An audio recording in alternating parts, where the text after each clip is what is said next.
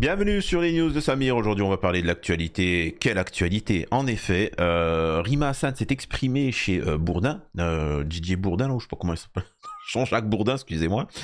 Et ça a parlé, bien évidemment, de plusieurs sujets, dont l'Algérie. Et donc, ça va nous permettre de revenir un petit peu sur ce qui se passe dans l'actualité en France, les tensions qu'il y a avec l'Algérie et cet échange qu'il y a eu qui est ignoble avec Jean-Jacques Bourdin. Hein. C'est pas du journalisme, hein. Ce n'est pas une interview, c'est vraiment c'est du pugilat. C'est ignoble, hein, je vous le dis. Ensuite, on va passer au deuxième sujet, qui est lié malgré tout, c'est que le roi du Maroc invite les Marocains à ne pas fêter l'Aïd avec le mouton, etc. Bon, alors je détaillerai pour ceux qui ne connaissent pas, mais c'est quand même assez particulier. Avant de vouloir laisser des commentaires critiques, hein, les fans de Mimi Six, je vous invite à regarder la vidéo en entière. Et pour ceux qui commencent à ouvrir les yeux et à comprendre que le Maroc est en grand danger, cette nation est en danger de disparition à cause d'une certaine entité et bien évidemment des êtres qui sont infiltrés, hein, dont Mimi Six. Donc on va revenir sur ça. Et bien évidemment, concernant l'Algérie, on va parler d'Air Algérie, des sanctions, des OQTF et de tout ce que tu veux. Et on finira par, très rapidement, Jamel Debbouze. Jamel Debbouze qui s'est fait boycotter, hein, qui s'est fait boycotter son film, c'est une catastrophe, et tant mieux. Donc les gens, il ne faut pas parler, ça ne sert à rien de faire des interviews chez Jean-Jacques Bourdin. Je suis désolé pour Rima Hassan, mais ça n'a pas d'utilité. Ce qu'il faut, c'est de l'action, c'est boycotter, c'est être communautaire, c'est tout ça. Avant de démarrer la vidéo, bien évidemment, je vous invite à vous abonner, laisser un petit commentaire, un like pour le référencement, me rejoindre sur les réseaux sociaux, chaîne secondaire, vous connaissez la chanson, un petit nom sur Tipeee. Alors, on va commencer tout de suite avec notre chère petite Rima Hassan qui a eu des échanges assez houleux avec Jean-Jacques Bourdin. Jean-Jacques Bourdin qui a été accusé d'avoir bip des femmes. Donc voilà, mais bon, après bon, j'ai envie de te dire maintenant qu'il ne l'a pas été, hein. Encore une fois, pour contextualiser l'actualité concernant Rima Hassan et l'Algérie, il faut savoir qu'encore une fois, la France subit une grave crise économique, sociétale. Dans tous les domaines, il y a une problématique. Les politiques sont corrompus et la classe politico-médiatique. Et voilà, c'est une catastrophe. C'est comme par exemple les OQTF. Les OQTF, c'est des gens qui qui n'ont pas à être là. C'est-à-dire qu'ils sont là de manière illégale. Pour moi, du moment où tu es venu de manière illégale, tu as commis un délit, quoi. T'as pas respecté la loi française et tu dois être sanctionné pour ça. Tu dois prendre de la prison. Bref, ça c'est une chose. Ensuite, les personnes, quand on vous dit que tel pays refuse, c'est faux. Ils acceptent toujours de récupérer ces ressortissants. La problématique, c'est quand ces gens-là, il n'y a pas de preuve qu'ils sont de tel ou tel de tel pays. Et ben là, ils refusent. Donc moi, à ce moment-là, ce que je fais, c'est tout simple, je les mets en tôle. Je les mets en tôle. Ils sont en rétention tant qu'ils ne sont pas acceptés dans leur pays d'origine. Voilà. Donc voilà. Alors soit il prouve qu'il est de tel pays et le pays va l'accepter, soit il restera en tôle jusqu'à ad vitam aeternam. Donc voilà, il y a pas. Ce que je veux dire là, la problématique en France, ce n'est pas de la faute de. C'est comme les délinquants. Les délinquants, c'est pas de leur faute qu'il y ait de la délinquance. Les pédos, c'est pas de leur faute. Comprenez ce que je vais dire par là. Les pédos, ceux qui font de la corruption, etc. Ceux qui bipent des femmes ou des enfants, ceux qui volent, c'est pas le problème eux. C'est-à-dire qu'il y en aura toujours. Par contre, la problématique, c'est nous, le reste de la population, les sanctions derrière qu'on amène. Et j'ai pu regarder un petit peu quand je faisais des lives, les gens n'arrivent pas à comprendre ce qu'est une sanction, une peine. C'est-à-dire que la tôle, à quoi ça sert? C'est-à-dire que quand tu fais quelque chose d'illégal, tu dois être sanctionné, pour toi, pour ton châtiment, 2, pour les victimes, et 3, pour qu'il n'y ait plus de récidive. Donc c'est pour ça. C'est-à-dire que quelqu'un qui vole 100 €, tu ne peux pas lui demander de rembourser 100 €. Bon, en France, on lui demande de rien du tout, et encore on s'endette pour l'aider, pour le nourrir et s'occuper de lui. Mais tu peux pas lui demander de rembourser 100 €, il faut lui demander de rembourser 5000 €. Tu vois, c'est-à-dire que c'est comme ça. C'est-à-dire que c'est tellement. La personne va dire, mais attends. Pourquoi j'irais voler, par exemple, un téléphone portable à 50 €, sachant que ça va me faire aller en tôle pendant 2 ans, 2 ans où je vais travailler à la mine, au charbon, tu vois, et si j'avais travaillé sans être en tôle, j'aurais gagné de 3000 balles par mois. Tu vois. Donc au final, il va toucher 60 000 balles, et les 60 000 balles, on va les donner à la victime. Voilà. Tu t'es fait voler un téléphone à 50 euros, on te donne 60 000 balles. Et le mec, en tôle, bah, il aura rien du tout. Donc au bout d'un moment, quand il va voir un téléphone portable sur une table, il va se dire quoi? Je préfère pas y toucher, tu vois. Ce n'est pas rentable de voler. Alors qu'en France, maintenant, bah bon, j'ai envie de te dire, c'est cool, tu vois. Enfin bref, excusez-moi de cette longue aparté, tout ça pour dire que la problématique, c'est qu'en France, on ne décide pas à chaque fois, on tourne autour, oui, les OQTF, oui, l'Algérie, etc. Bref. Mais bon, voilà, il y a eu des tensions avec Jean-Jacques Bourdin concernant l'Algérie. Écoutez ça. Alors, je vais vous monter le son. Donc voilà. La France va sévir. Vous avez vu contre l'Algérie. Vous avez écrit l'Algérie, c'est, je ne sais pas, la Mecque des révolutionnaires et de la liberté. Oui, tout à fait. Oui, tout à fait. Un pays où les opposants sont jetés en prison. Non mais attendez, la référence, la Mecque des révolutionnaires. Alors, il faut savoir un truc concernant l'Algérie, et malheureusement, les Franco-Algériens, ils en ont pris plein la gueule parce qu'ils m'ont tous boycotté. Moi, il faut savoir que la communauté franco-algérienne m'a boycotté parce que je les appelais à se communautariser. Et je les avais mis en garde concernant les gens de gauche. Il y a beaucoup d'influenceurs de gauche, de trucs comme ça, qui disaient, ils jouaient les malins, les Franco-Algériens, ils les ont soutenus, et maintenant, ils se sont tous retournés contre eux. Mais il y a Rami Rimassan, je vois pas grand monde à gauche qui, disons, prend la défense des Algériens. Et puis, quand bien même, il n'y a pas à prendre la défense des Algériens, ils le font eux-mêmes, tu vois, il n'y a pas besoin, et encore, quoi. Oui, pour ceux qui ne connaissent pas, la Mecque des révolutionnaires, c'est l'Algérie. Tu vois beaucoup de gauchistes avec, par exemple, des t-shirts de Che Guevara. Che Guevara, il allait tout le temps en Algérie. Fidel Castro, il avait toujours la tenue, il avait toujours le maillot de l'équipe de foot d'Algérie. Pourquoi? Parce que c'est particulier. L'Algérie a un rapport particulier avec les pays qui se sont battus pour la libération, ils ont financé les mouvements décoloniaux, c'est quand même particulier. Donc pour ceux qui ne connaissent pas, je vous invite à vous renseigner. Et de la liberté, il faut quand même resituer dans l'histoire que l'Algérie a été le pays d'accueil de une grande majorité des mouvements décoloniaux, notamment du continent africain, qui a par ailleurs financé, soutenu, accompagné et soudé, si vous voulez, tout un socle du mouvement décolonial du continent africain. De là où je suis une citoyenne française d'origine palestinienne. Ma lutte, elle est aussi décoloniale sur le plan... Elle n'est que décoloniale. La question palestinienne. Pour moi, l'Algérie est une boussole dans son histoire, si vous voulez. Dans la contribution de l'Algérie au mouvement décolonial. Vous ne croyez pas que les autorités algériennes... D'ailleurs, comme l'URSS, l'URSS c'est la décolonisation, ils ont quand même aidé à moindre échelle, mais ils ont aidé. Vous pouvez pas, c'est pour ça qu'on peut pas critiquer sur la Russie l'URSS. Il y a eu des choses négatives, mais il y a eu des choses positives. Donc effectivement, pour les Palestiniens, c'est une boussole, parce que 130 ans de misère, de géno, tout ce que tu veux, ils ont réussi à arracher leur liberté au bout d'un certain temps.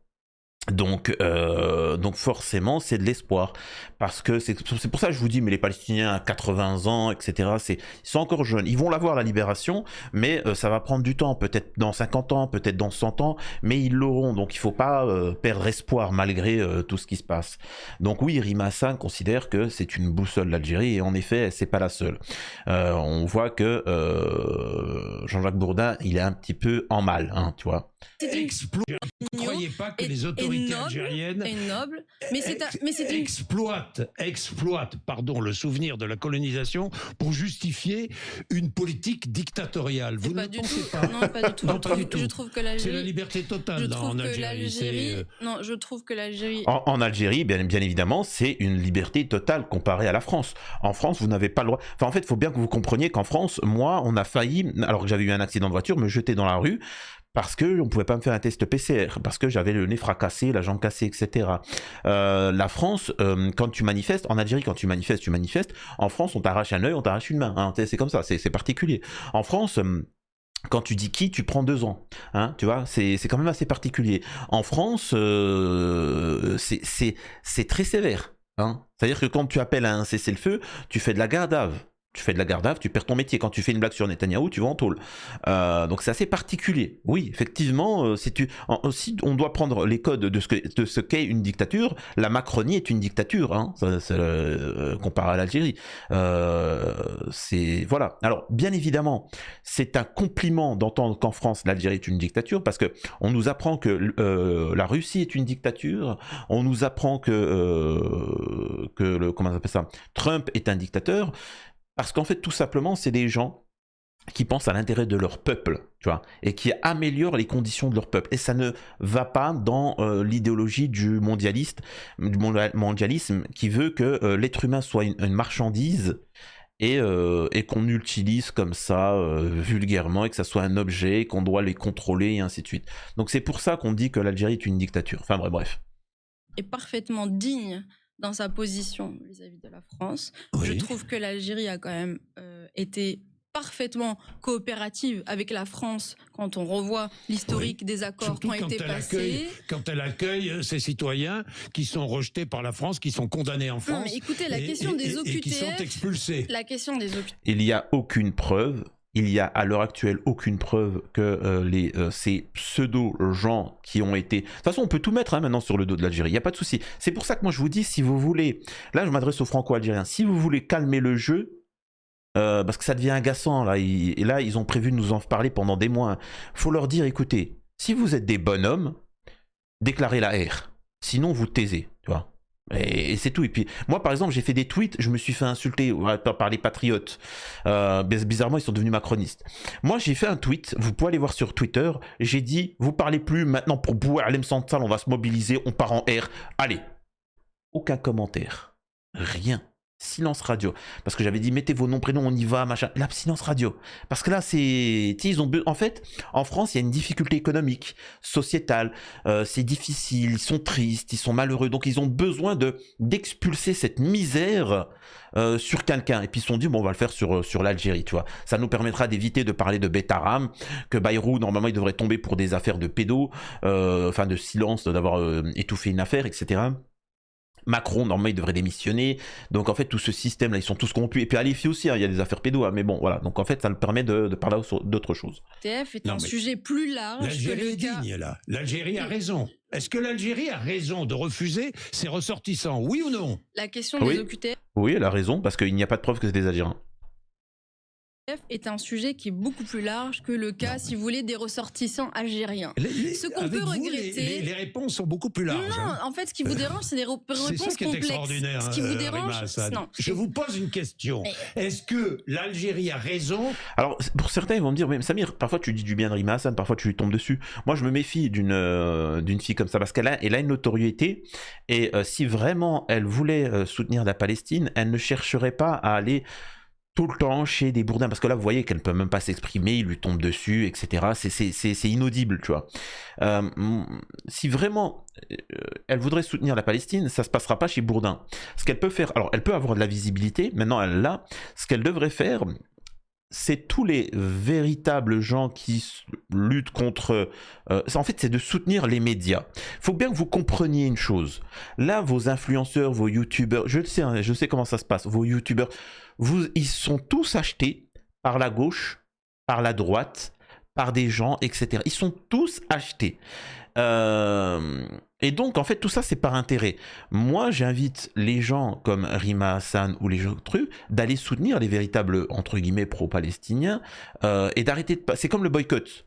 Arrêtez de parler, arrêtez de dire Free Palestine. Il n'y a plus de Free Palestine, il faut boycotter. Voilà. Et c'est comme avec Jamel Debbouze. Ça sert à rien de venir et dire Jamel Debbouze, tu es un traître, tu es un traître. Il n'y a pas de traître, vous le boycottez. Là, vous l'avez boycotté, il va être au chômage, salut, au revoir. Ça, c'est du concret. Le reste, je ne veux plus en entendre parler. Hein. Il y a un magasin qui vous a manqué de respect. Encore une fois, je répète cette histoire de la communauté turque de Mulhouse, si je ne me trompe pas, où une femme voilée, juste voilée, hein, elle était rentrée dans une banque où elle avait sa habitude, mais c'était une nouvelle. Elle est venue, l'autre, elle lui a dit non, je vous sers pas, machin, vous avez le voile, cassez-vous. Qu'est-ce qu'elle a fait, la femme? Est-ce qu'elle a fait comme les Arabes? C'est-à-dire, voilà. Non, elle n'a pas fait ça. Vous savez ce qu'elle a fait? Elle a dit à son mari. Son mari, vous savez ce qu'il a fait? Il n'est pas parti devant la banque en disant il n'a pas fait ça. Il est parti à la mosquée, à l'association turque. L'association turque avec l'imam et puis le représentant de l'association, vous savez ce qu'ils ont fait? Ils sont pas partis à la banque, ils ont fait ils n'ont pas fait ça.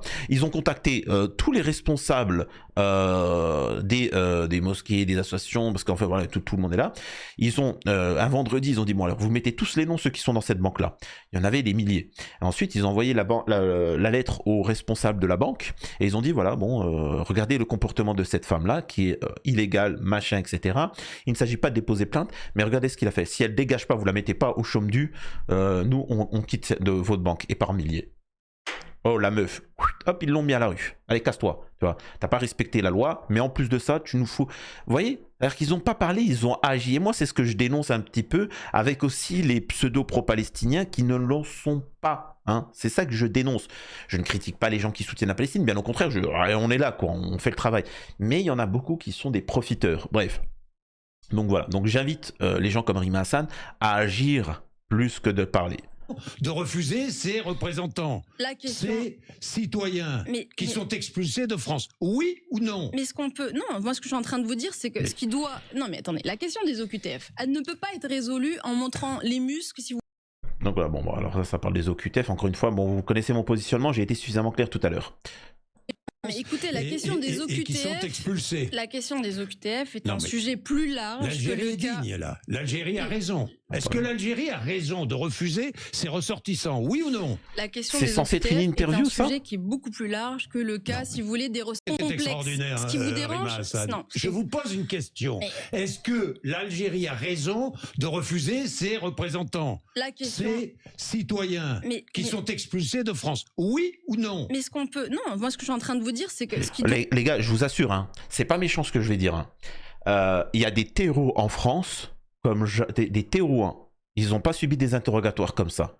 Là, on a quand même Rima Hassan, qui est une députée qui essaye de faire respecter le droit international, parce que c'est le cas, hein, c'est Am Israël qui ne respecte pas le droit international. Elle essaye de faire respecter le droit international. En plus, excusez-moi de vous dire ça, le mec, il lui a couru après pour une interview. Elle accepte. Tu vois, c'est... Et le mec, il lui tombe dessus. Oui, non, hein, alors, t'étais où? Pourquoi? Mais c'est un interrogatoire. Et en fait, c'est pour ça que tous ceux à qui j'ai fait une interview, ils m'ont tous dit, mais waouh, le mec, c'est fluide, on rigole, il pose des questions pertinentes, et en plus, quand je parle, il appuie là, en fait, là où ça fait... parce qu'en fait, comme on dit, le gars qui fait une interview, il est là pour faire briller l'autre. Voilà, ça veut pas. Je suis pas là pour faire un jugement. Quand bien même j'ai envie de piéger entre guillemets Rima Hassan ou autre, je vais lui poser des questions assez problématiques ou qui vont la déranger. Et voilà, j'ai pas besoin de l'harceler. Là, c'est même pas. Enfin, c'est un interrogatoire. Je vous jure que les interrogatoires sont moins durs. Non mais attendez, la question des OQTF, elle ne peut pas être résolue en montrant les muscles, si vous voulez, de part et d'autre. C'est une question. Une question, répondez-moi. Je vous pose. Moi, je répondrais Rima Hassan. Je répondrais. Alors là, vraiment, je dirais. Est-ce que par contre, est-ce que c'est vrai que vous avez bip des femmes, hein, oh, Monsieur, est-ce que oui ou non? Je ne sais pas où c'est que c'en est cette procédure. Je sais qu'il y a eu des procédures judiciaires. Je ne sais même pas si ça s'est arrêté ou pas. Est-ce que vous avez bip des femmes? Tu vois, moi, je suis Rima Hassan. J'aimerais juste être au courant parce qu'au cours de la séance, est-ce que vous allez mettre ma main, vous aurez une main baladeuse? Je pose cette question. Oui ou non? Oui ou non, monsieur, vous allez mettre votre main sur mon truc? Et je réponds ça. Voilà. Oh, mais quoi, mais non. Bah, je sais pas, je pose la question. Parce qu'il y a quand même eu des suspicions. Et puis la procédure judiciaire, je ne sais pas si elle s'est finie ou pas, mais je pose la question.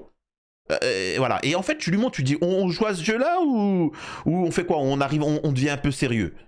Constat, écoutez-moi, il y a, si vous voulez, sur la question des OQTF... Le dialogue est bien difficile quand on ne veut pas répondre aux questions. Non, le dialogue est difficile quand vous ne voulez pas entendre une complexité de la pensée. Non, mais... Il y a, là, sur la question des OQTF, la condition, effectivement, que le pays d'origine accepte ses ressortissants. Tout ceci ne peut pas se faire dans des opérations de com de notre Premier ministre. Alors moi, encore une fois, là, alors excusez-moi de vous dire ça, il y a la partie gauchiste qui sont là. Moi, je vous le dis tout de suite, hein, je ne parle pas. Vous voulez pas récupérer votre OQTF? Peu importe l'origine qu'il est, peu importe s'il est vraiment de telle ou telle origine, je m'en balèque. en centre de détention, tu vas casser du caillou. J'en ai rien à faire, tu vas casser du caillou, tu vas rapporter de l'argent parce que il est hors de question en plus de financer ton logement, ta nourriture. Ah, je vous le dis tout de suite, hein, c'est comme ça que ça fonctionne avec moi. Donc voilà, et puis voilà. Bon bref, passons à la suite concernant l'Algérie. À Mulhouse, un terroriste qui a tué à Mulhouse, qui a été refusé 14 fois pour l'Algérie, vous dites quoi? Vous dites que l'Algérie a raison? L'Algérie a raison de ne pas l'accueillir? Non, je crois que l'Algérie, par ailleurs, a fait un communiqué en disant qu'ils étaient en train d'enquêter sur ce qui s'était passé sur ce cas-là. Donc, on le sait, hein. Celui qui est mort le sait, hein. Enfin, il ne le sait plus, oui, malheureusement. Mais sur la question des OQTF, pour l'Algérie, comme pour les autres pays, c'était un sujet. Pourquoi vous voulez faire une obsession sur le cas algérien? Vous avez Parce que c'est vendeur. L'Algérie, c'est extrêmement vendeur. Vous dites des compliments sur les Algériens, les Franco-Algériens, ils vont vous suivre comme des yinches.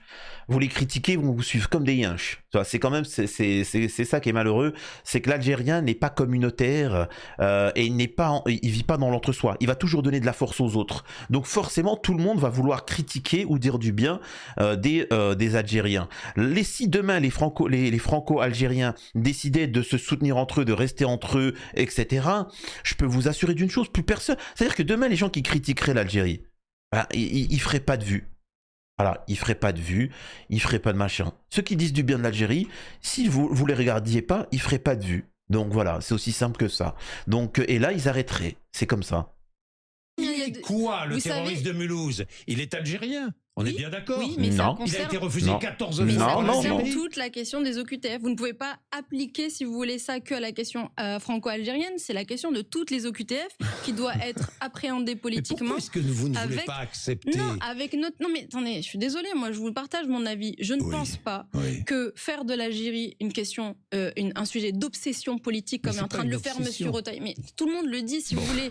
Il y a une obsession aujourd'hui sur le cas algérien, notamment de la part de Monsieur Retailleau, qui est extrêmement dangereuse.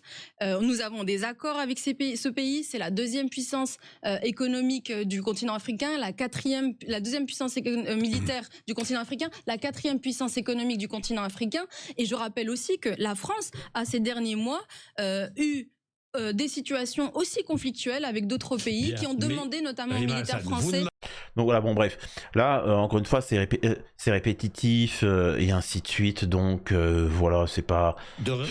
En fait, le truc c'est ultra répétitif, au bout d'un moment c'est moins marrant quoi. Attendez, juste un instant, il y a apparemment, oh là là, il y a Macron qui m'appelle, oh là là, il m'envoie un message. Ouais, bon, excusez-moi, il faut que je le mette en contact avec Tebboune. Oh là là, qu'est-ce qui me saoule la gueule. Ouais, bon écoutez, je m'excuse, hein, je vais les mettre en relation et puis on va écouter encore cette discussion. Hein. Écoute-moi bien, Tebboune. Oui. Alors j'aimerais quand même qu'on précise certaines petites choses, ok. Là ça commence vraiment à m'énerver. Donc tu vas récupérer ces OQTF. Tu vas nous écouter, tu vas arrêter de faire le petit malin, hein, parce que sinon à 3, tu sais très bien ce qui va se passer, hein. On va pas jouer à ce petit jeu, hein, donc tu arrêtes. Écoute-moi bien, déjà, tu vas arrêter de m'appeler, hein. Moi je suis tranquille, je suis en train de m'occuper de l'économie algérienne, hein. Là je reçois le ministre italien, donc... C'est ce que t'as à faire, compte jusqu'à 3, j'en ai strictement rien à battre. Ah, d'accord. Ok. Eh ben, je te préviens, monsieur mon petit Tebboune, qui va faire son petit malin. Et là, à 3, eh ben, je vais crier. Voilà. 1, 2, 3.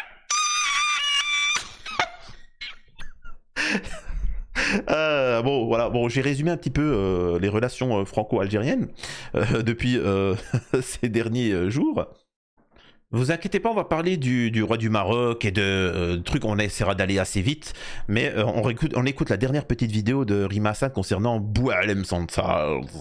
Oui. C'est Boualem Sansal.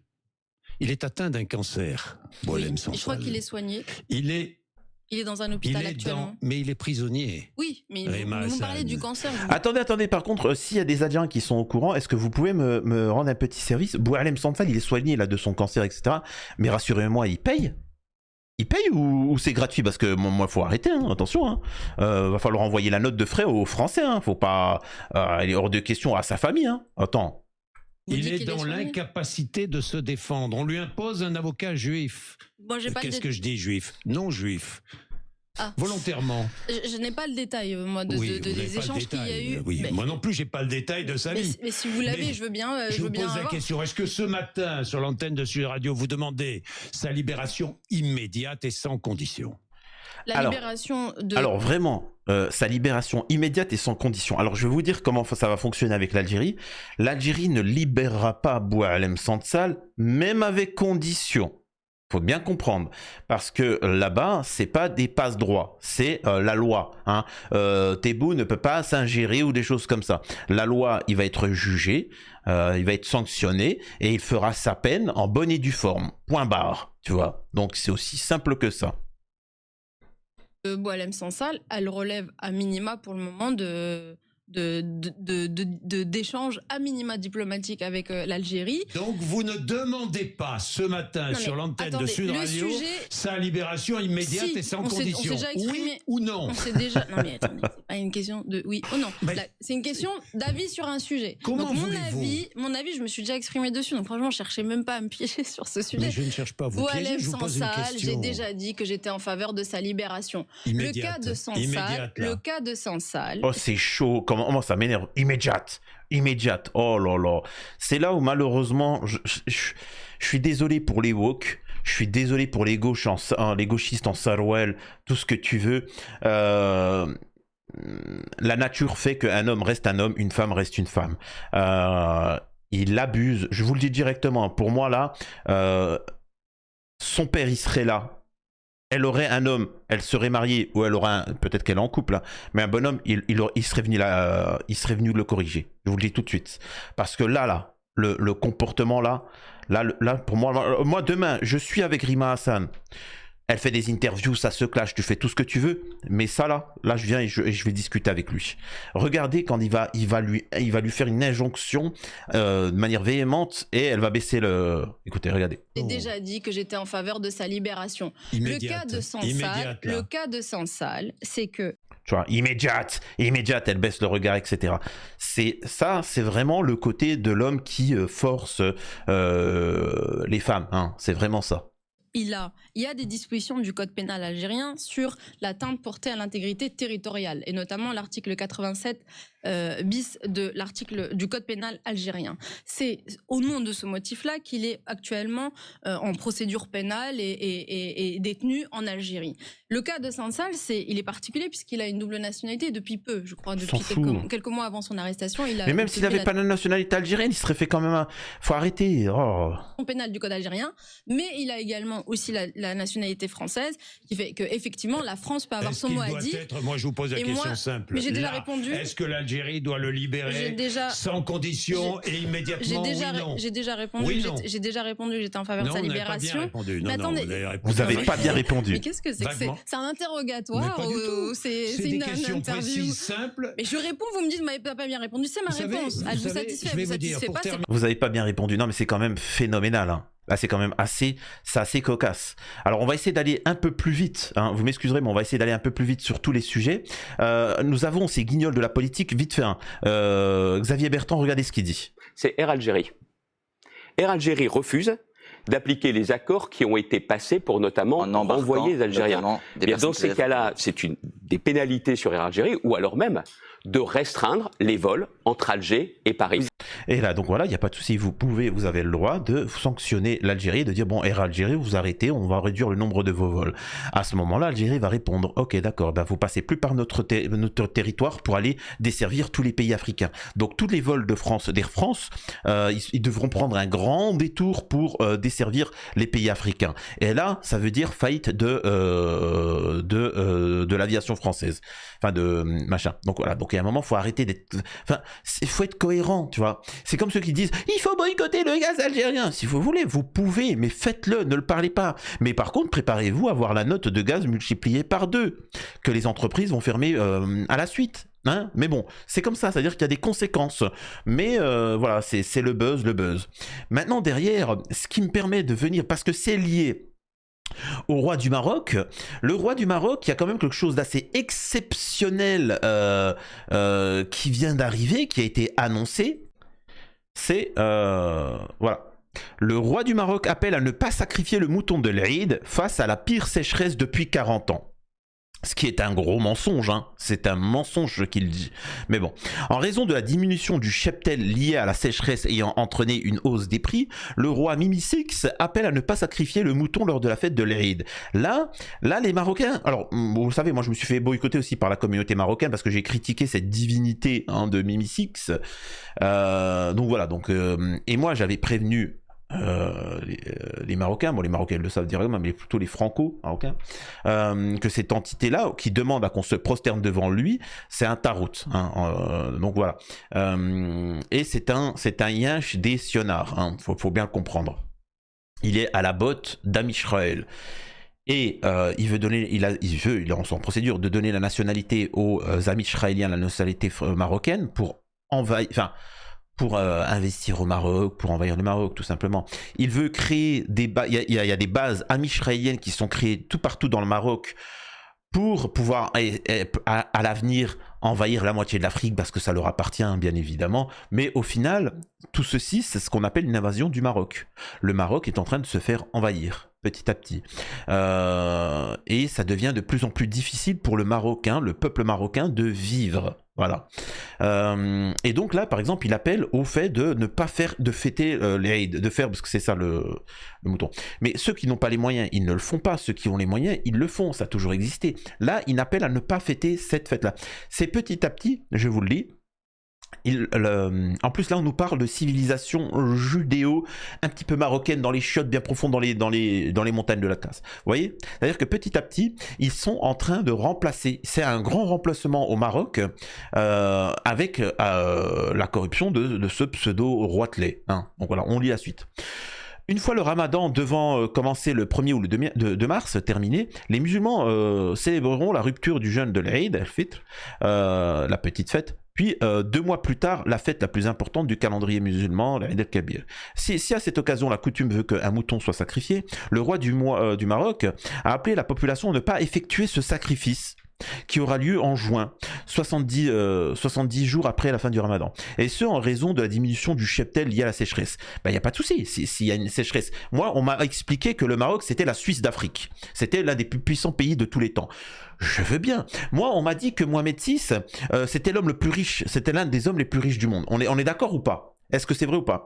On m'a dit que la Coupe du Monde serait faite au Maroc. On m'a dit que machin. Bah, je veux bien, il y a des stades qui poussent, etc. Je veux bien. On m'a dit que quand il y a eu El Morjan, elle était jalouse.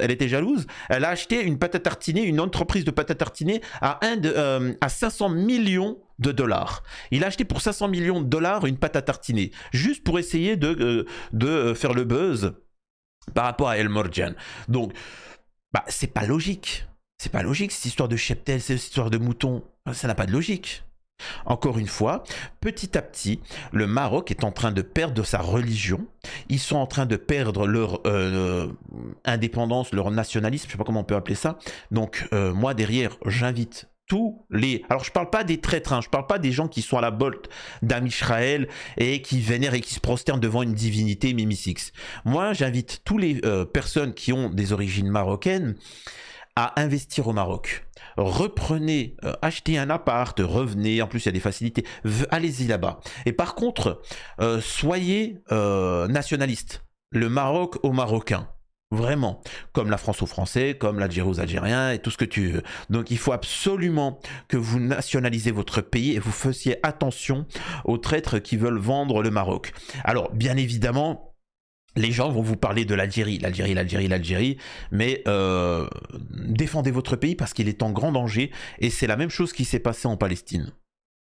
Donc voilà, il nous explique que notre pays affronte des défis climatiques et économiques qui ont eu pour conséquence une régression substantielle du cheptel, a noté le roi. C'est un menteur. Alors certes, économiquement, ça devient très difficile pour le Maroc parce qu'il n'y a plus les aides de Trump, des États-Unis, etc. Mais c'est un menteur. Vous savez pourquoi c'est aussi cher? Vous savez pourquoi les prix ont augmenté? Et parce que c'est un lâche, un traître, un minable. Attendez, je vais vous trouver la vidéo. je vais aller très vite sur le sujet parce qu'on est déjà rendu à 34 minutes. Ce Marocain-là, ce petit Marocain, vous savez ce qu'il a fait? Il a mis à l'amende, il a fait trembler Mohamed VI. Ce petit Marocain que vous voyez là, par sa générosité et sa bonté envers le peuple marocain, envers son propre peuple, il a dit le Maroc aux Marocains. Il n'a pas dit comme Mohamed VI, le Maroc aux subsahariens, à l'immigration subsaharienne ou à Israël. Ce Marocain-là, qui est un vrai patriote de Marocain, qui respecte sa nation, contrairement à toute la diaspora qui n'en ont strictement rien à faire du Maroc, qui se plie juste devant Mimi Six. Ce Marocain-là, en fait... Parce que, bien évidemment, à cause de cette diaspora européenne, israélienne et tout ce que tu veux, les prix, forcément, ceux qui vendent, ils vendent aux étrangers. Hein. Donc, plutôt que de vendre une maison 10 000 euros à un Marocain, il va augmenter les prix et le prix de l'immobilier va augmenter. Donc, au final, ça coûtera 100 000 balles. Hein, le Français va être content, oh, ça coûte pas cher pour une petite maison à côté de la mer, je prends 100 000 balles. Il paye, tu vois. Sauf que le Marocain, lui, de base, il se dit, au final, il a du mal à accéder à de la propriété, à pouvoir se nourrir, etc. Donc là, par exemple, ce Marocain, vous savez ce qu'il a fait? Regardez. Il a été arrêté par la police et ensuite il a été libéré parce qu'ils ont eu peur d'une révolte populaire. Un poissonnier de Marrakech a décidé de casser les prix en vendant des sardines à 5 dirhams le kilo. Une initiative qui expose au grand jour les marges abusives pratiquées sur le marché du poisson. Dans tout, c'est-à-dire dans tout, c'est pas... Grâce à ce jeune Marocain Abdillah, les prix des poissons ont chuté dans l'ensemble des villes marocaines. Alhamdoulilah. Bon, alors, c'est pas ce qui m'intéresse. Les prix des sardines n'a pas dépassé les 8 dirhams aujourd'hui, alors que le prix affiché avant était de 20 à 30 dirhams. Alors, c'est pas ça la vidéo que je voulais vous montrer, parce que là, j'étais en train de regarder, je buguais. Mais en fait, ce qu'il faut comprendre, c'est que pour les touristes, pour tout ça, les prix sont élevés. Et lui, en fait, ce qu'il a dit, je m'en balais, que moi, je sais que quand je vais voir les poissonniers, je l'ai à 4 dirhams le kilo. Ou un truc comme ça. Je l'ai à 4 dirhams. Et ben moi, je vais le vendre à 4, 5 dirhams, 8 grand max. Je gagne mon argent. Les Marocains, ils l'ont pas cher. Et voilà. Je vais pas m'amuser à le vendre. Je pourrais le vendre à 30 dirhams pour les touristes, les machins, les rias, des trucs comme ça. Mais au final, le peuple marocain, lui, pourra pas se fournir en ça. Donc, on arrête priorité aux Marocains. Voilà. C'est comme ça, c'est magnifique et merci à lui. Là, tu vois que c'est un vrai patriote qui porte son drapeau fièrement, contrairement à Mohamed VI qui vend sa nation aux étrangers. Donc véritablement, vous devez absolument faire comme lui et être solidaire. Voilà. Derrière, nous avons Jamel Debbouze. Voilà, je résume ce franco-marocain qui est à la solde d'Amisraël. Il y a eu le boycott, ils font des films et c'est catastrophique, les gens ont décidé de boycotter. Et moi, c'est ce que j'essaie de pousser, c'est aux gens de dire arrêtez de parler, boycotter. Il faut absolument boycotter ces gens-là. Et il faut un peu de souverainisme, il faut un peu de nationalisme, que ce soit en France, dans tous les pays du monde. Regardez comment Poutine, il a fait relever la Russie par rapport à avant. Regardez ce que Trump a fait. Il faut que en France, ça soit la même chose. Des gens rentrent de manière illégale, en tôle. Allez, c'est bon, direct. On nationalise, on pense aux intérêts français, pas aux intérêts de lobby. Au Maroc, ça doit être la même chose. Le Maroc doit appartenir aux Marocains. Et c'est tout. Donc il n'y a pas de choses comme ça. Et il y a des richesses, et il faut taxer, c'est quand même assez exceptionnel. Donc voilà, après je pourrais développer un peu plus, mais on va s'arrêter là. Prenez soin de vous, j'espère que ça vous a plu, n'hésitez pas à laisser un petit don, un commentaire sur la situation au Maroc. Je veux que ça débat poliment, ça veut pas dire que vous devez faire gentil. Si vous voulez débattre, apporter la contradiction, faites ce que vous voulez en commentaire, mais poliment, pas de critique, s'il vous plaît. Merci infiniment et je regarderai ça avec intérêt.